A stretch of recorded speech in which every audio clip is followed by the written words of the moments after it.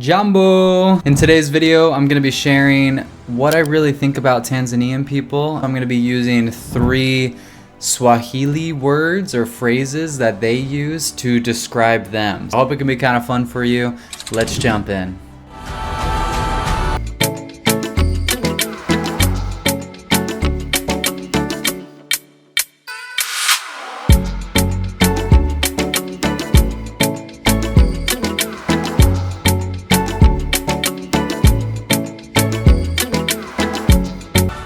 Alright, the first one is nzuri. This word in Swahili means good or it means nice. That's how I would describe the Tanzanian people. I wanted to make a whole video about this just because how amazing the people are there, how friendly they are whenever you go up to them, and as you start to get to know them, talk to them, they really just care about you. And yes, you'll have people in Zanzibar or on the beaches that are just there to sell, things like that. But for the most part, they're also going to be very kind, very loving, and they're just trying to make a living. When you get to really know people in the villages or your drivers, they're just kind people. I love that. Absolutely. That is definitely the number one way that I would describe them. I also have a really great friend named William, one of my best friends, just an incredible man. We climbed Mount Kilimanjaro together, and he is an inspiration to me. He's a really good-hearted person, and I feel like he embodies and represents people from Tanzania. He's the best of the best, just a good man and really inspiring. All right, let's go to number 2. The second phrase that I would use to describe the Tanzanian people is a phrase that they love and that they use and that they taught me as well, which is pole pole. It means slowly, slowly, like just chill, very calm. And I love that. I think that's an amazing thing that they live by. Their lifestyle is a lot slower, very present in the moment. So many of them are just living day to day, trying to make enough money to feed themselves or their families.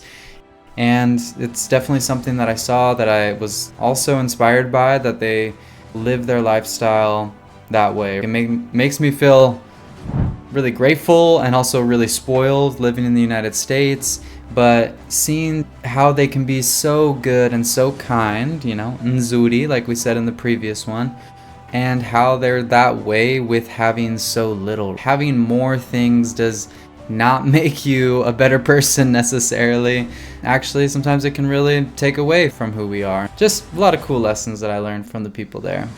Pole pole also describes, when I think pole pole, I think take one step at a time. Especially when I was climbing Kilimanjaro with William, we really had to go pole pole, slowly, slowly uphill.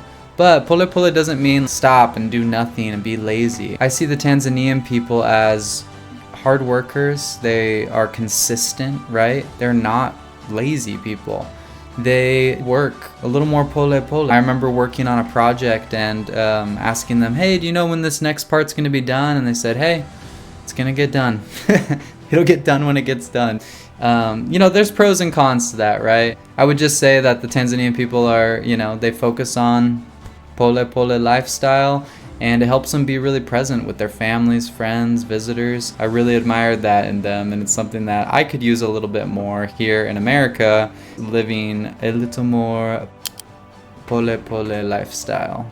Alright, let's go to number 3. And this phrase, very common, you might even know it. It is Asante sana.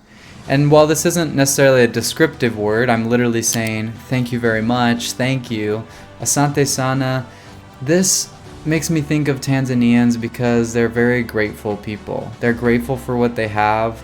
You know, it goes along with number 1 in that they're good, nice people. This Asante sana, I remember having a conversation with my wife, Victoria, and she was like, you know, I noticed the locals, they don't ever just say Asante, which is thanks. They always say Asante sana after stuff. And I was like, oh, that's kind of cool. It is true. They always say, thank you very much. Thank you so much. Asante sana. Karibu sana, you're very welcome. I love that. I'm combining these 3 things, them being great people, living this pole pole lifestyle, and being very grateful and expressing that gratitude. That's one of the biggest things I learned from the Tanzanian people and from my time in Tanzania, how to be grateful and how to slow down my life and hopefully become a better person because of that. The people have really inspired me, and I'm excited to return to Tanzania, to continue to grow my friendships with people there, and I'm so grateful for the opportunity I had to go. Have you been to Tanzania yet? Are you from Tanzania? Leave a comment below. Also, check out this video to learn more about Tanzania and my experience there. It was amazing, and I'm excited to share that with you. Thank you so much, and I will see you in the next video.